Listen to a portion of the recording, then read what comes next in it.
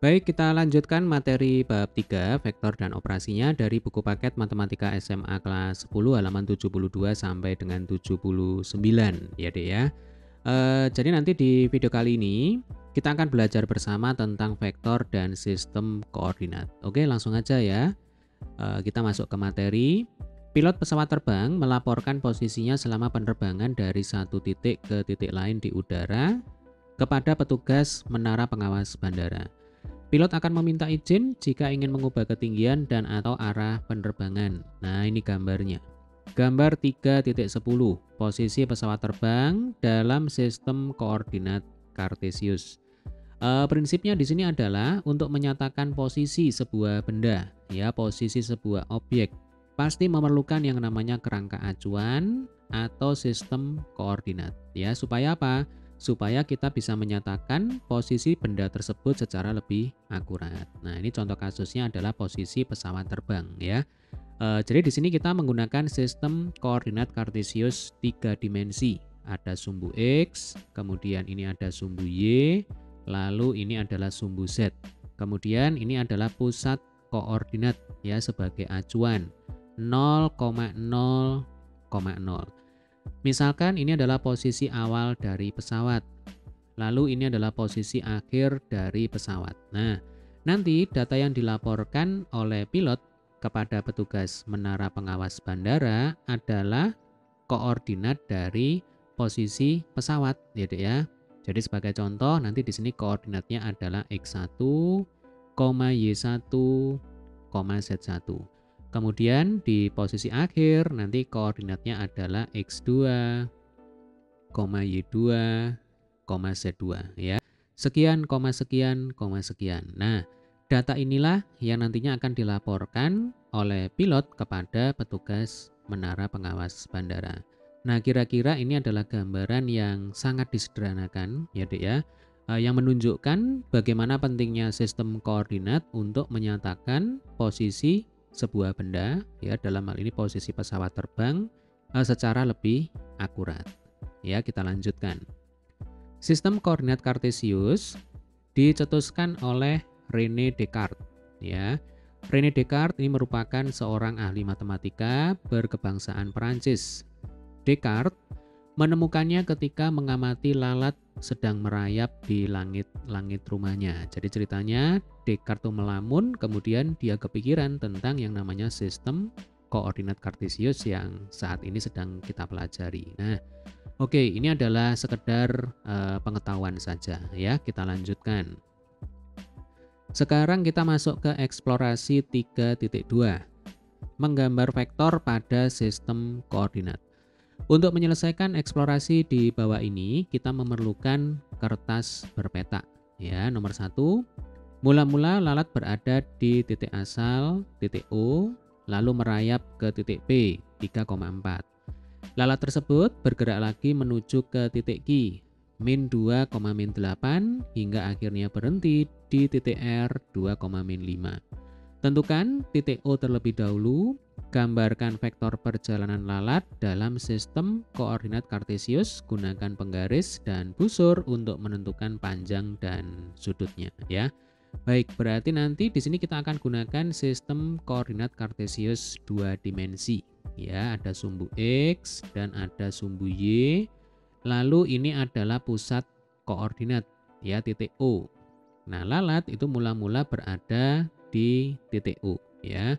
Kemudian di soal dikatakan bahwa lalat tersebut merayap ya, berpindah posisi ke titik P. Koordinatnya adalah 3,4 ya, tinggal digambar, berarti X-nya 3, Y-nya 4 ya. Jadi ini 1, 2, 3. Untuk sumbu X 1, 2, 3, 4. Nah, ini untuk sumbu Y ya. Ini adalah koordinat titik P. 3,4. Nah, baru kita gambar vektornya ya. Kita buat anak panah dari titik O menuju titik P. Nah, kita ketemu vektor perjalanan lalat yang pertama, yaitu vektor OP. Sampai sini bisa dipahami ya. Selanjutnya dari titik P, ya, lalat merayap ke titik Q. Koordinatnya min 2, min 8 ya. Berarti untuk X-nya min 2, ini min 1, ini min 2 ya. Lalu untuk Y-nya min 8, min 1, min 2, min 3, min 4, min 5, min 6, min 7, min 8 ya. Nah, nanti titik Q itu ada di sini. Nah, Q itu koordinatnya min 2, min 8. Selanjutnya kita hubungkan ya titik P dengan titik Q dengan menggunakan anak panah. Nah, ini adalah vektor yang kedua ya. Jadi ada vektor OP, kemudian dilanjutkan dengan vektor PQ. Lalu dari titik Q ya di soal dikatakan bahwa lalat tersebut berhenti di titik R. Koordinatnya 2, min 5. Berarti X-nya 2 ya, kemudian Y-nya min 5. Min 1, min 2, min 3, min 4, min 5. Nah, ini adalah posisi akhir dari lalat ya di sini. Nah, ini adalah koordinat titik R ya, titik R 2, min 5. Baru kita tarik garis lagi ya, kita buat anak panah dari titik Q menuju titik R. Nah, lengkap sudah ya, kita punya 3 buah vektor. Yang terakhir adalah vektor QR. Nah, khusus untuk menentukan panjang dan sudut dari masing-masing vektor ya, silakan dicoba sendiri karena masih menggunakan cara manual ya kan, yaitu masih menggunakan penggaris untuk menentukan panjang vektor dan sudut untuk menentukan arahnya vektor.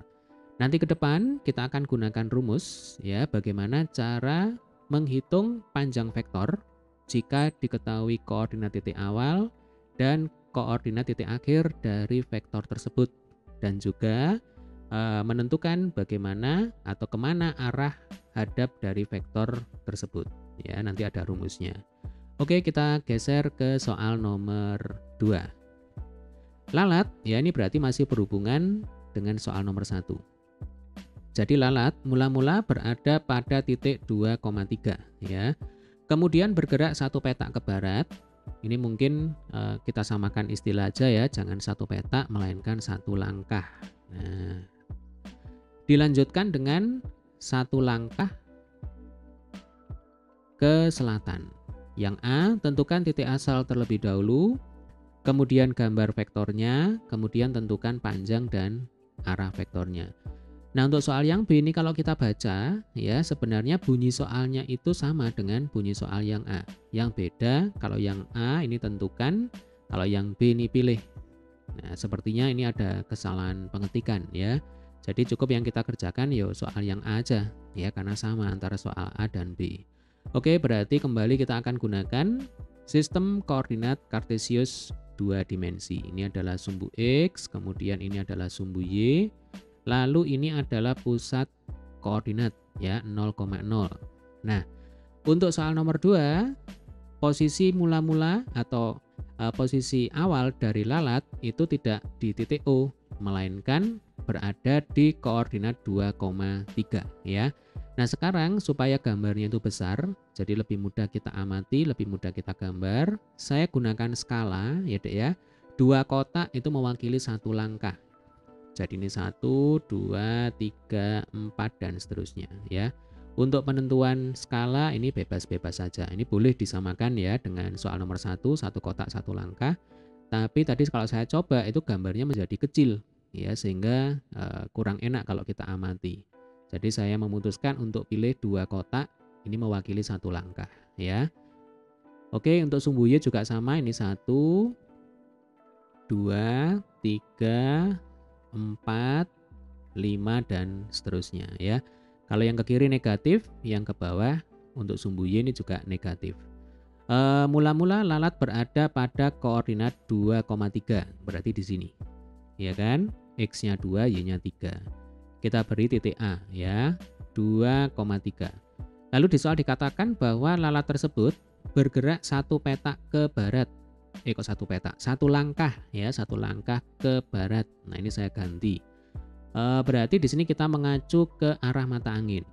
Nah, ini sekedar mengingatkan aja ya. Jadi utara, selatan berarti atas bawah. Kemudian barat, timur ini berarti kiri kanan ya. Berarti kalau dikatakan satu langkah ke barat, berarti dari A ini melangkah 2 kotak ke kiri. Ingat, satu langkah ini saya pakai skala 2 kotak ya, 2 kotak itu menyatakan satu langkah. Kemudian dilanjutkan dengan satu langkah ke selatan. Berarti ke selatan itu ke bawah. Nah, setelah ke kiri ke bawah. Ini adalah posisi akhir dari lalat. Nah, ini kalau kita baca ya, kita beri nama titik B. Ini koordinatnya adalah 1,2 ya. X-nya 1, kemudian Y-nya 2. Nah, kemudian ini kita hapus saja ya supaya enak. Baru kita gambar ya vektornya dari A ke B. Nah, berarti di sini kita hanya punya satu buah vektor perjalanan lalat saja ya, yaitu vektor AB. Kemudian untuk menentukan panjang dan arah vektor ya. Nah, di sini kita masih menggunakan cara manual, jadi silakan dicoba sendiri ya. Oke, kita lanjutkan. Ayo berdiskusi dan berpikir kreatif. Nomor 1. Apa perbedaan vektor dengan koordinat suatu titik? Nah, jelas kalau vektor, untuk menggambar vektor ya, kita membutuhkan 2 titik. Atau langsung aja saya tulis ya supaya enak dipakai belajar. Jadi untuk soal nomor 1, untuk menggambar vektor dibutuhkan berapa titik? Dibutuhkan 2 titik. Ya kan? 2 titik. Yaitu titik pangkal dan titik ujung kan begitu. Nggak perlu ditulis ya. Nah, sedangkan untuk menggambar koordinat ya, untuk menggambar koordinat suatu titik dibutuhkan 1 ya Dek ya. 1 apa? 1 titik saja ya. Saya pikir ini sudah sangat jelas sekali. Jadi kalau vektor butuh 2 titik, kalau koordinat sebuah titik ya berarti dibutuhkan hanya 1 titik saja. Oke, kita ke nomor 2. Apakah pemilihan titik asal pada sistem koordinat mempengaruhi besar dan arah vektor? Jelas jawabannya adalah tidak. Ya. Kenapa? Karena kalau titik asalnya itu kita ubah, maka nanti titik akhirnya pada vektor tersebut juga harus menyesuaikan ya dengan titik asal. Supaya apa? Supaya besar dan arah vektornya tetap, kan begitu. Berarti kalau ditanya, apakah pemilihan titik asal pada sistem koordinat mempengaruhi besar dan arah vektor? Jawabannya adalah tidak. Oke, jelas ya? Baik, kita lanjutkan. Lokasi suatu titik dapat dinyatakan dalam sistem koordinat kartesius. Ya, coba saya pakai merah aja untuk menandai ya, yang penting-penting. Pada sistem koordinat 2 dimensi, ya, lokasi titik dinyatakan dalam pasangan terurut. Ya, sekian, sekian, X, Y. Sedangkan pada sistem koordinat 3 dimensi, lokasi sebuah titik dinyatakan dalam X, Y, Z. Ya, sekian, sekian, sekian. Jika suatu pesawat berada pada suatu titik tertentu dan waktu tertentu, maka akan dapat diketahui lokasi berikutnya jika diketahui vektor perpindahan pesawat. Ya. Nah, kalau kita bicara tentang perpindahan, perpindahan itu adalah besaran vektor ya kalau di fisika. Nah, perpindahan itu simbolnya adalah S, kemudian di atasnya diberi anak panah. Ini mau menunjukkan bahwa perpindahan merupakan besaran vektor ya. Teknologi melalui beberapa aplikasi menolong manusia untuk memilih alternatif rute perjalanan yang melibatkan arah dan jarak tempuh dengan sistem koordinat. Saya yakin dan percaya tentunya adik-adik sudah sangat familiar ya dengan istilah GPS. Nah, GPS itu memanfaatkan sistem koordinat untuk menyatakan dan memanipulasi posisi atau kedudukan sebuah benda ya. Benda itu kan macam-macam ya, bisa kendaraan, mobil, motor dan seterusnya ya. Oke. Selanjutnya ayo berdiskusi. Dapatkah aplikasi perjalanan dibuat tanpa sistem koordinat kartesius? Jelas jawabannya adalah tidak. Ya. Mengapa? Sebab tanpa sistem koordinat kartesius, ya, saya tulis ya. Jadi tanpa sistem koordinat, sebenarnya tidak hanya sistem koordinat kartesius saja, ya Dek ya. Jadi sistem koordinat itu kan macam-macam. Hanya saja biasanya digunakan adalah sistem koordinat kartesius karena kita bermain-main dengan bidang. Jadi tanpa sistem koordinat kartesius, posisi sebuah benda ya atau objek atau di sini posisi sebuah kendaraan ya karena yang ditanyakan ini kan spesifik aplikasi perjalanan, berarti berkaitan dengan kendaraan. Posisi sebuah kendaraan ya tidak dapat dinyatakan secara akurat ya. Jadi kita akan kesulitan untuk menentukan atau untuk melaporkan posisi sebuah kendaraan jika kita tidak menggunakan kerangka acuan tertentu ya, tadi sudah kita bahas. Ya, kerangka acuan kata lainnya adalah sistem koordinat. Oke, kita lanjutkan. Vektor berdimensi 2 pada sistem koordinat. Perhatikan sistem koordinat kartesius di bawah ini ya. Jadi ini ada sumbu X, kemudian di sini ada sumbu Y. Lalu ini adalah pusat koordinat ya, 0,0. Lalu ini adalah titik Q. Koordinatnya adalah ini mestinya X, Y. Ya, ini salah ketik ya. Jadi mestinya X, Y. Nah, jadi ini adalah vektor posisi ya, vektor OQ. Oke, nanti kita bahas. Koordinat titik O adalah 0,0 dan Q adalah X, Y. Ya, ini sudah saya koreksi. Vektor satuan diperlukan untuk menunjukkan bagaimana mencapai titik Q dari titik O. Ya, apa sih yang dimaksud dengan vektor satuan? Nah, kita baca kelanjutannya. Vektor I adalah vektor satuan dalam arah X, horizontal ya, mendatar. Dan vektor J adalah vektor satuan dalam arah Y, ya, dalam arah vertikal atau tegak. Nah, vektor satuan ini mempunyai besar satu satuan. Ya, jadi logikanya namanya saja vektor satuan kan begitu. Jadi vektor satuan besarnya ya pasti sama dengan satu satuan. Arah horizontal negatif dinyatakan dengan negatif I, sedangkan arah vertikal negatif dinyatakan dengan negatif J. Ya, saya pikir ini jelas. Vektor OQ dinyatakan sebagai berikut. OQ sama dengan XI ditambah YJ.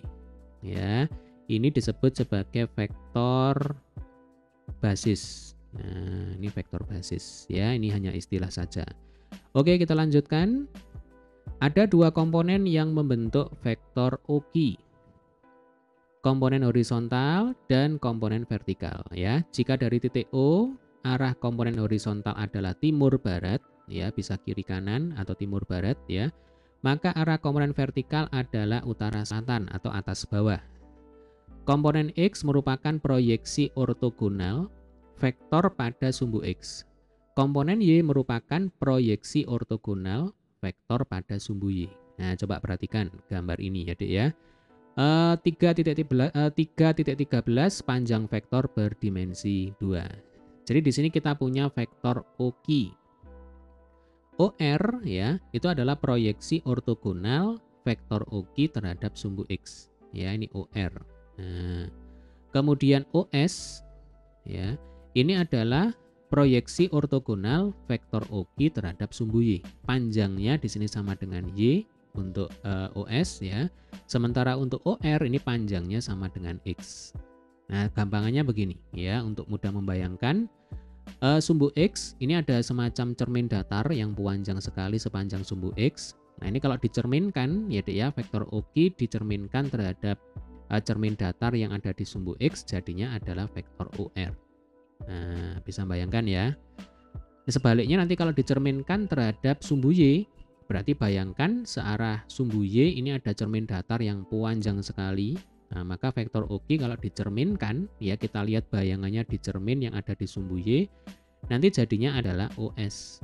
Nah, jadi sekali lagi OS dan OR itu adalah proyeksi ortogonal vektor OQ ke masing-masing sumbu. Oke, jelas ya. Vektor dengan dua komponen disebut sebagai vektor berdimensi 2. Panjang vektor sama dengan jarak antara titik pangkal dengan titik ujung. Jadi panjangnya OQ ya berarti panjangnya titik O ke titik Q. Nah, jadi panjangnya OQ atau panjangnya vektor OQ itu adalah jarak antara titik O ke titik Q. Jarak antara dua titik sama dengan panjang sisi miring dari segitiga siku-siku. Ya, ini jelas. Jadi ada ORQ itu kan siku-siku di R. Nah, berarti kita menggunakan teorema Pythagoras untuk menghitung panjang OQ. Ya, rumusnya nanti ya akar X kuadrat ditambah Y kuadrat. Ya, nggak perlu diterangkan lagi ya, ini matematika SMP. Kita lanjutkan komponen-komponen vektor. Nah, sekarang kita punya contoh ya, vektor AB. Berarti pangkalnya di A, lalu nanti ujungnya di B. AB sama dengan 6I ditambah 8C. 6I itu artinya kita melangkah ke kanan. Kalau plus ke kanan, ya, kalau minus ke kiri. Ini kalau kita bicara sumbu X. Ingat, kalau I itu kan berimpit dengan sumbu X, ya kan? Kalau J itu berimpit dengan sumbu Y. Nah, sekarang kita berbicara tentang sumbu X. Kalau plus 6 berarti kita melangkah ke kanan sebanyak 6 langkah dari titik A. 1, 2, 3, 4, 5, 6. Nah, berhenti di sini ya. Ini 6 langkah ke kanan. Lalu dilanjutkan dengan melangkah 8 langkah ya ke atas. Karena plus di sini ya. Kita bicara sumbu Y, berarti atas bawah. Kalau plus ya ke atas, kalau minus nanti ke bawah ya. Karena ini positif berarti kita melangkah ke atas sebanyak 8 langkah ini. 1, 2, 3, 4, 5, 6, 7, 8. Nah, sehingga kita tiba di titik B.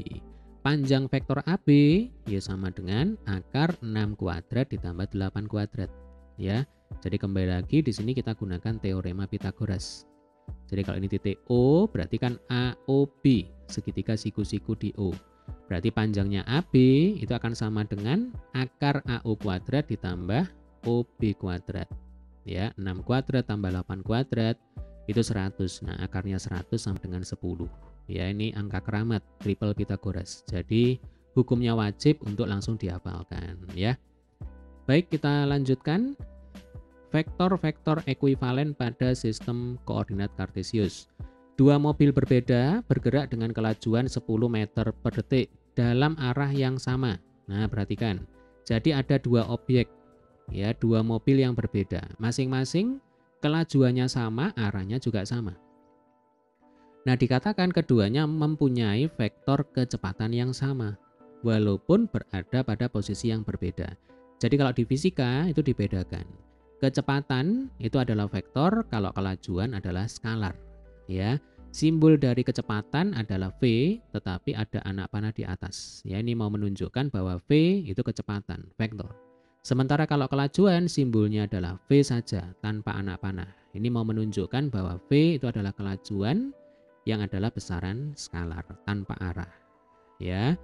Nah, kita masih ingat bahwa dua vektor ekuivalen syaratnya adalah mempunyai besar dan arah yang sama. Ya. Tidak tergantung pada letaknya. Ini kan letaknya beda, tetapi selama besar dan arahnya itu sama, maka vektor kecepatan kedua mobil itu dikatakan vektor yang saling ekuivalen, vektor yang sama. Ya, jelas ya, Dek ya. Baik, kita lanjutkan lagi. Perhatikan dua vektor perpindahan dalam sistem koordinat di bawah ini. Nah, sekali lagi, perpindahan itu adalah besaran vektor ya, simbolnya adalah S diberi anak panah di atas. Sedangkan kalau S ya tanpa anak panah ini berarti menyatakan jarak.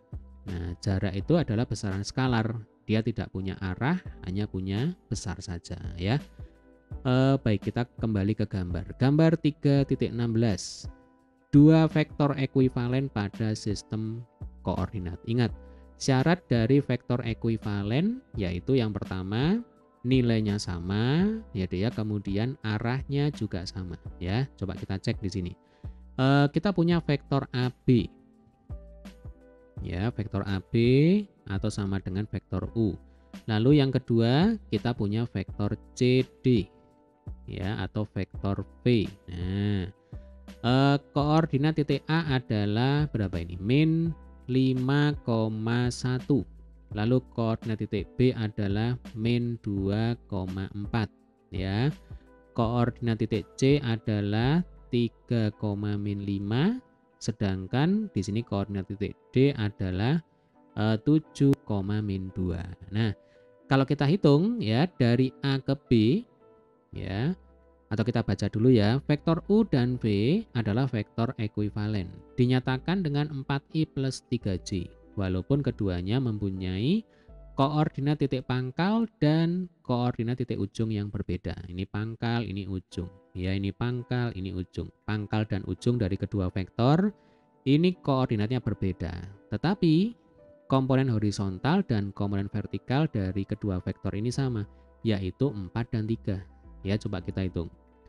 Yang pertama vektor AB, berarti kita berjalan ke kanan ya sebanyak 4 langkah. 1, 2, 3, 4 ya kan sampai sini. Lanjut ke atas 1, 2, 3 ya sampailah akhirnya di titik B. Berarti vektor AB itu sama dengan 4i ditambah 3j. Ya, gampang ya. Vektor CD juga sama. Ya, dari C kita jalan ke kanan. 1, 2, 3, 4 ya. Lanjut ke atas 1, 2, 3. Berarti ini sama dengan 4i ditambah 3j. Nah, karena komponennya sama, logikanya nanti besarnya juga pasti sama. Arahnya juga pasti sama. Maka dapat disimpulkan vektor AB dan vektor CD adalah ekuivalen. Nah, kira-kira seperti ini cara berpikirnya ya. Oke, kita lanjutkan lagi. Ayo berdiskusi. Mengapa vektor-vektor ekuivalen tidak bergantung pada letak mereka? Nah, tadi kan sudah kita bahas ya, Dek ya. Jadi, vektor itu hanya memiliki besar dan arah saja. Ini jawabannya. Jadi, vektor hanya memiliki besar dan arah saja ya. Selama besar dan arahnya sama ya, maka vektor tersebut ekuivalen. Nah, ini ya, tidak dipedulikan letaknya di mana. Yang jelas selama besar dan arahnya sama ya sudah, berarti vektor-vektor tersebut dikatakan sebagai vektor yang sama atau disebut vektor yang ekuivalen. Oke, dapat dipahami ya. Baik, kita lanjutkan lagi. Vektor berdimensi 3 pada sistem koordinat kartesius. Vektor dengan 3 komponen disebut sebagai vektor berdimensi 3. Ya, ini sudah jelas. Jika dari titik O, arah komponen horizontal adalah timur barat, arah komponen vertikal adalah utara selatan, maka arah satunya lagi adalah atas bawah atau depan belakang atau tegak lurus terhadap bidang XY ya. Sistem koordinat 3 dimensi dapat diperagakan dengan 3 jari. Ibu jari menghadap ke kita ya sebagai pengamat adalah sumbu X, jari telunjuk ya mengarah ke kanan adalah sumbu Y, lalu jari tengah mengarah ke atas adalah sumbu Z. Nah, ini gambarnya ya. Jadi gambar 3.17 ini adalah semacam apa ya, peragaan ya. Kalau tidak digambar, kalau ini kan gambarnya, ini diperagakan dengan tangan kita ya. Kalau ini gambarnya, jadi gambar 3 dimensi di dalam bidang ya. Ini berarti hati-hati nanti ya, ini gambar 3 dimensi soalnya. Jadi ini sumbu X, sumbu Y, kemudian ini sumbu Z. Makanya di sini sumbu X kan digambar miring. Nah, ini mau menunjukkan bahwa sumbu X itu ke arah kita sebagai pengamat ya. Kalau Z ke atas, Y itu ke kanan. Nah, kemudian ini adalah titik P, lalu ini adalah pusat koordinat ya. Kemudian OP ini nama vektornya. Nah, kira-kira seperti itu. Oke, kita lanjutkan dulu. Vektor I adalah vektor satuan dalam arah X horizontal. Vektor J adalah vektor satuan dalam arah Y vertikal. K adalah vektor satuan yang tegak lurus bidang XY. Ya, jadi saya pikir sama saja dengan yang 2 dimensi, hanya ketambahan vektor K. Arah horizontal negatif ya dinyatakan dengan negatif I, arah vertikal negatif dinyatakan dengan negatif J, kemudian arah negatif dalam Z ya dinyatakan dengan negatif Z ya. Panjang vektor diberikan sebagai berikut. Nah, ini penting ya. Jadi gambar 3.19 ini adalah panjang vektor berdimensi 3. Rumusnya adalah akar X kuadrat ditambah Y kuadrat ditambah Z kuadrat. Ya, ini boleh dihafalkan. Sebenarnya rumus ini diturunkan dari gambar 3.18 ya. Jadi tujuan kita itu kan mencari panjangnya OP. Nah, ini panjangnya OP ya. Segitiga OQP berarti di sini ada OQ dan QP. Nah, kalau panjangnya OQ ya, itu kan sama dengan akar X kuadrat ditambah Y kuadrat. Jadi ini X, yang ini Y, ya kan? Sehingga panjangnya OQ itu akar X kuadrat ditambah Y kuadrat. Nah, yang ini. Nah, logikanya panjangnya OP berarti akar X kuadrat Y kuadrat ini dikuadratkan, berarti akarnya hilang ditambah dengan Z kuadrat. Ya, jangan lupa di akar ya. Oke, itu adalah teorema Pythagoras. Saya pikir sudah paham semua ya. Jadi langsung saja nanti dihafalkan. Kalau yang 2 dimensi, panjang vektornya itu adalah akar X kuadrat ditambah Y kuadrat ya. Sementara yang 3 dimensi, panjang vektornya adalah X kuadrat tambah Y kuadrat tambah Z kuadrat. Vektor dapat saja berada dalam ruang berdimensi N. Tapi saat ini kita hanya belajar vektor berdimensi 2 dan vektor berdimensi 3. Oke, kita lanjutkan. Vektor kolom dan vektor baris. Nah, ini berkaitan dengan bagaimana cara menuliskan sebuah vektor ya. Vektor yang dituliskan dalam bentuk kolom adalah vektor kolom. Berarti arahnya itu ke bawah ya. Vektor yang dituliskan dalam bentuk baris adalah vektor baris. Arahnya ke samping. Nah, komponen-komponen vektor kolom dituliskan sebagai berikut ya. 3 spasi 4. Perhatikan di sini tidak ada koma ya. Jadi kalau koma itu artinya koordinat, tetapi kalau spasi ini mau menyatakan bahwa 3, 4 itu adalah vektor posisi. Ya, dari O ke titik 3,4. Nah, vektornya berarti ya 3 spasi 4. Ini berarti vektor baris. Kalau yang di sebelahnya ini adalah vektor kolom. Ya, ditulisnya dari atas ke bawah. Ini untuk vektor berdimensi 2. Yang bawah ini untuk vektor berdimensi 3 ya, 2, 1, 3 atau dari atas ke bawah ya, 2, 1, 3. Kemudian kalau dinyatakan dalam bentuk vektor basis ya, jadi sekalian aja, berarti nanti ini 3i ditambah 4j. Lah yang bawah ini berarti 2i ditambah j, ya kan, satunya nggak perlu ditulis ya, ditambah 3k. Vektor-vektor satuan dalam sistem koordinat kartesius berdimensi 2 adalah yang ini ya, vektor satuan dalam arah horizontal berarti x ya, x-nya 1, y-nya 0. Kemudian dalam arah vertikal ya berarti x-nya 0 ya, y-nya 1. Oke, vektor satuan dalam sistem koordinat kartesius berdimensi 3 berarti nanti yang arah horizontal x-nya 1, y-nya 0, z-nya 0. Yang arah vertikal x-nya 0 ya, y-nya 1, z-nya 0. Lalu vektor satuan dalam arah tegak lurus terhadap bidang x, y adalah berarti kan sumbu z. X-nya 0, y-nya 0, z-nya 1. Yang ini adalah vektor kolom ya, simple ya. Baik, kita lanjutkan lagi. Vektor satuan dari suatu vektor. Nah, vektor satuan dapat saja diperluas pemahamannya. Ya, jika kita perhatikan vektor PQ yang berada pada sistem koordinat kartesius di samping, ya, vektor satuan PQ adalah vektor PQ dibagi dengan panjangnya. Nah, ini rumusnya, ya. Jadi PQ dibagi dengan panjangnya itu adalah vektor satuan bagi vektor PQ. Vektor satuan menunjukkan arah vektor dalam suatu ruang. Nah, ini contohnya. Misal di sini kita punya vektor V, ya, 3, 6, 4. Nah, vektor satuan bagi vektor V adalah 3, 6, 4 dibagi dengan panjangnya. Berarti kalau panjang vektor kan akar 3 kuadrat tambah 6 kuadrat tambah 4 kuadrat. Nanti jadinya di sini adalah akar 61. Kemudian ini dibagi seperti biasa ya, 3 per akar 61, 6 per akar 61 dan seterusnya. Atau nanti kalau dinyatakan dalam bentuk vektor basis, ya, jadinya seperti ini. Oh ya, vektor satuan itu lambangnya selalu ada topi di atasnya, ya. Jadi ini 3 per akar 61i ditambah 6 per akar 61j ditambah 4 per akar 61k. Nah, ini adalah vektor satuan, ya, bagi vektor v. Jadi intinya vektor v itu dibagi dengan panjangnya, itu menjadi vektor satuan. Oke, demikian tadi adalah kelanjutan materi bab 3 ya. Untuk video berikutnya nanti kita akan bahas latihan 3.3.